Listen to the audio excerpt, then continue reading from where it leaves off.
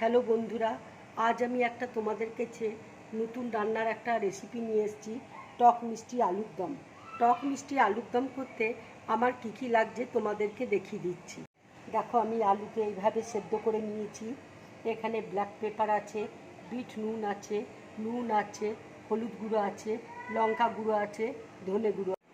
এখানে দেখো পেঁয়াজ আছে, গুড় আছে, তেঁতুলের পাল্প আছে, আদা বাটা আছে, শুকনো লঙ্কা রয়েছে, পাঁচফোড়ন রয়েছে।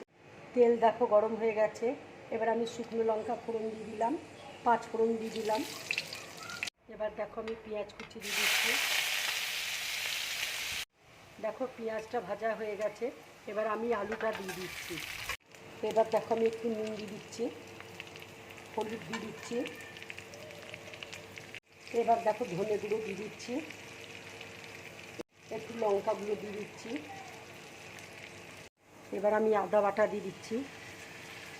এবার দেখো আমি গোলমরিচ গুঁড়ো দিয়ে দিচ্ছি। এবার দেখো একটু জল দিয়ে দিচ্ছি। এবার দেখো তেঁতুলের পাল্পটা দিয়ে দিচ্ছি। এবার দেখো বিট নুন দিয়ে দিচ্ছি।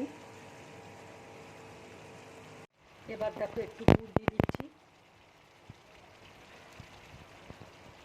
এবার দেখো আমি ধনে পাতা দিয়ে দিচ্ছি।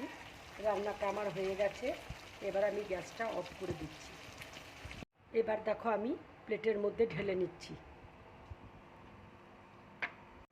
বন্ধুরা, তোমরা এরকম টক মিষ্টি আলুর দম করে খাবে, খুব ভালো লাগবে খেতে।